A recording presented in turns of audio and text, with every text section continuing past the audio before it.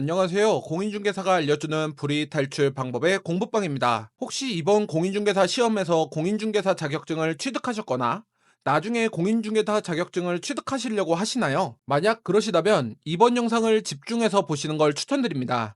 이번 영상은 공인중개사 자격증을 막 취득하셔서 공인중개사로서 일을 시작하시려는 분들이나 더 많은 돈을 벌기 위해 공인중개사 사무소를 오픈하시려는 분들에게 제가 직접 경험하고 여러 중개사무소 소장님들과 나눈 얘기를 말씀드려 볼까 합니다. 저는 공인중개사라는 일을 시작하고 직접 느낀 공인중개사라는 직업의 만족도는 높은 편입니다. 하지만 지금 자격증을 취득해서 공인중개사로서 돈을 버시려고 하시는 분들에게 꼭 말씀드리고 싶은 내용이 있습니다. 공인중개사는 생각보다 만만한 직업이 아니며 고객님들은 우리 생각보다 날카롭고 똑똑하십니다. 공인중개사라는 직업으로 돈을 많이 벌고 싶다는 생각은 본인이 생각한 것보다 이루기 어렵다는 점입니다. 저는 새로 시작하시는 많은 공인중개사 분들에게 영업 스킬, 대화 방법, 고객의 니즈 체크 방법, 클로징 등 여러 가지를 가르쳐 봤습니다. 새로 시작하시는 소장님들의 경우 많은 돈을 벌고 싶다는 생각과 계약을 많이 적고 싶다는 생각 등 의욕은 넘치시나 방법을 모르시는 분들을 조금 더 안정적으로 중개시장에 안착하는 걸 도와드린 경우가 있습니다. 하지만 교육을 하기에 앞서 공인중개사를 시작하시려는 분들에게 항상 여쭤보는 내용이 있습니다. 공인중개사로서 한 달에 얼마를 벌고 싶으신가요? 라는 질문과 공인중개사로서 한 달에 몇 개의 계약을 하고 싶으신가요? 라는 질문을 던지고 그리고 결정을 못 하신다면 이 두 가지 중 하나를 선택하신다면 여러분의 목표는 어느 것에 가깝나요? 라고 이런 식으로 질문을 꼭 물어봅니다. 만약에 여기서 얼마를 벌고 싶다는 답변을 하신 분들은 제 경험으로는 공인중개사라는 직업으로 오랫동안 지속하기에 어려움을 느끼시거나 빠른 업종 변경을 하신 경우가 많았던 기억이 있으며 그 반대로 계약에 욕심이 많았던 소장님들은 생각보다 공인중개사로서 오랫동안 잘 버티시고 더 많은 돈을 버셨던 경험이 있습니다. 두 개의 질문의 요지는 비슷해 보이지만 제가 그러한 이유와 어떤 걸 겪었는지에 대해 한번 얘기해 봐야겠습니다. 첫 번째, 공인중개사는 돈을 많이 번다? 이 부분이 공인중개사를 시작하시려는 분들의 현실과 이상의 가장 큰 오류인 것 같습니다. 돈을 많이 벌 수 있다는 얘기는 지금부터 3년 전쯤인 2021년도에는 가능했습니다. 정부와 한국공인중개사협회가 중개수수료 상한선을 건들지 않았을 때 가능했습니다. 현재 상가나 토지 등은 변함이 없으나 주거용 부동산의 중개수수료 상한선을 건드렸고 중개수수료 상한선을 건드리지 않았을 때는 아파트를 중개하고 받는 수수료의 수익이 상당했습니다. 중개수수료에 대해 현재와 과거를 나누어서 얘기해보자면 3억짜리 아파트를 중개했다고 가정했을 때 0.9%와 0.4%의 차이입니다.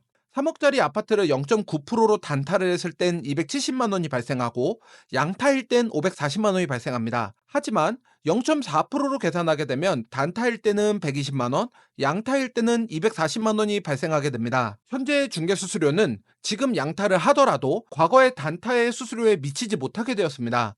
그러면 금액을 조금 더 키워보자면 이렇습니다.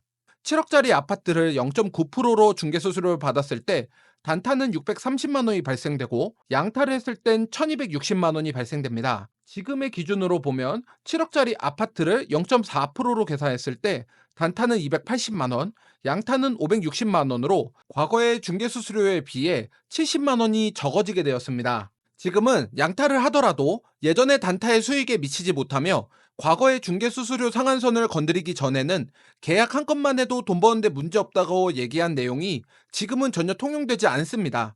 이러한 배경은 20년과 21년에 불어온 부동산 광풍으로 인하여 한국공인중개사협회는 정부와 중개수수료에 대한 타협을 진행했고 그렇게 나온 답이 공인중개사의 중개수수료를 건드리자였습니다. 지금 현재 사무실 하나를 운영하기 위해 한 건의 계약은 터무니없이 적은 금액입니다.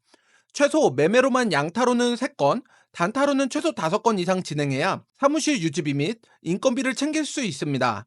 하지만 중개수수료 상한선을 건드리는 건 시간상 문제였으며 이러한 변화는 공인중개사로서 부족한 점 때문이라고 저는 생각합니다. 흔히 필드에서 고객님들을 살살 꼬셔서 계약만 하고 나몰라라 하는 중개사, 눈앞에 이익이 멀어 중개사고를 내는 중개사, 말도 안 되는 내용을 된다고 거짓말치고 나중에 어찌저찌 무마하려는 중개사 등 소비자, 즉 고객을 기만하고 가볍게 생각하니 소비자에게 외면받고 질타받는 지금의 현 상황은 공인중개사 스스로 만들었다고 저는 생각합니다. 두 번째, 영업이익을 고려하지 않은 위치 이동입니다. 이 부분도 많이 생각하시는 부분일 것 같습니다. 3억짜리 아파트 계약을 4건 해봤자 480만 원밖에 되지 않으니 차라리 5억짜리 3건 치는 곳의 수익이 더 높다는 사실만으로 이익을 고려하지 않은 위치로 이동하는 경우가 있습니다. 조금 더 비싸고 조금 더 좋은 곳으로 이동하려고 합니다.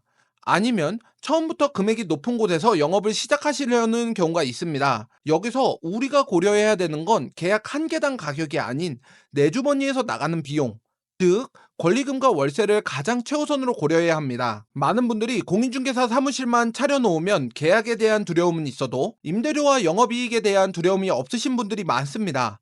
계약 한 건만 하면 임대료가 나오니 나머지는 내 수익이라고 생각하시죠. 하지만 안타깝게도 많은 공인중개사분들이 한 달에 한 건을 못하는 경우가 많고, 돈을 벌어서 월세를 내는 게 아닌 내 주머니의 돈으로 메꿔놓는 경우가 많습니다. 보통 부동산 가격이 높고 거래량이 많은 지역의 중개사무소는 권리금이 상당히 높습니다.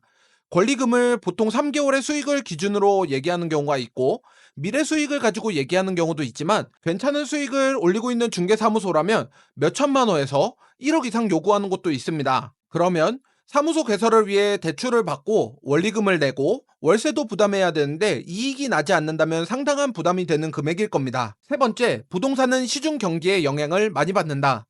시중 경계라고 하면 단순히 물가만을 얘기하는 건 아닙니다. 부동산 중개업자가 되고자 하신다면 은행의 금리 변동 상황, 담당 지역의 경제 상황이 좋은지 나쁜지 등 여러 가지 이유가 우리의 계약의 수를 정하게 됩니다. 부동산 시장이 호황이거나 경제 상황이 좋은 경우에는 크게 홍보를 하지 않아도 손님이 줄줄이 오실 수도 있고, 상황이 좋지 않다면 아무리 돈을 쏟아부어서 마케팅을 하더라도 손님은커녕 파리만 날릴 수도 있습니다. 가장 최근의 상황을 가지고 얘기해보자면 이렇습니다. 정부는 가계부채 증가로 인하여 시중은행에 압박을 넣었고, 집을 사시려는 분들은 담보대출이 받기 어려워졌습니다. 이런 상황으로 인해 매도자들은 매도지수가 올라갔으나 그 반대로 매수지수는 하락했습니다. 그 결과는 팔리지 않는 매물의 증가가 적체 현상을 만들었고, 거래가 되지 않으니 매물을 내놓은 고객님들의 압박은 심해졌으며 계약률이 낮아지고 그로 인한 수익도 적어지다 보니 사면 초과의 상황에서 폐업하시는 분들이 많아졌습니다. 이러한 대출 상황에 대해 말씀드리자면, 대출은 어떻게 해서든 가능은 합니다.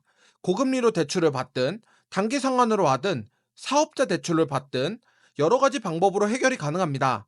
하지만 경제 상황은 우리의 어떠한 노력으로도 바꿀 수가 없습니다. 네 번째, 공인중개사마다 제각각인 실력과 능력. 저는 공인중개사라는 직업으로 돈을 벌면서 생각보다 많은 공부를 해야 되겠다는 생각이 듭니다.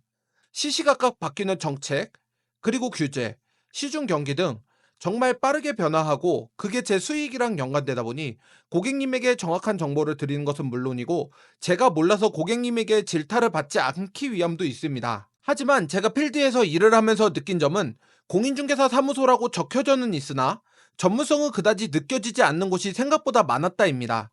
소비자, 즉 고객님에게 공인중개사는 안전하고 문제없는 계약을 넘어 고객님의 니즈를 충족해줘야 된다고 생각합니다. 하지만 공동중개를 위해서 상대 부동산 소장님과 얘기를 할 때마다 정책이나 규제에 대해 무지한 경우가 많았습니다. 결국 이렇게 되면 손님의 이익과 불이익에 대해 대비할 수 없고 손님과의 라포 형성과 믿음이 깨지게 됩니다. 결국 이러한 사항은 소비자에게 외면받게 되는 지름길이라고 생각합니다. 이렇게 오늘은 공인중개사 자격증을 따시고 중개사무소를 오픈하시려고 하시는 분들이나 공인중개사를 직업으로 선택하시려는 분들의 고려해야 하는 상황과 준비하셔야 하는 내용에 대해 얘기해봤습니다. 이번 영상은 조금 직설적으로 얘기한 느낌이지만, 자격증을 막 취득하셔서 공인중개사로서 일을 시작하시려는 분들이나 더 많은 수익을 위해 중개사무소를 오픈하려고 준비하시는 소장님들께 조금이라도 도움이 되셨으면 좋겠습니다. 이번 영상도 유익하셨다면 구독, 좋아요, 알림 설정 부탁드립니다. 그럼 다음 영상에서 뵙겠습니다.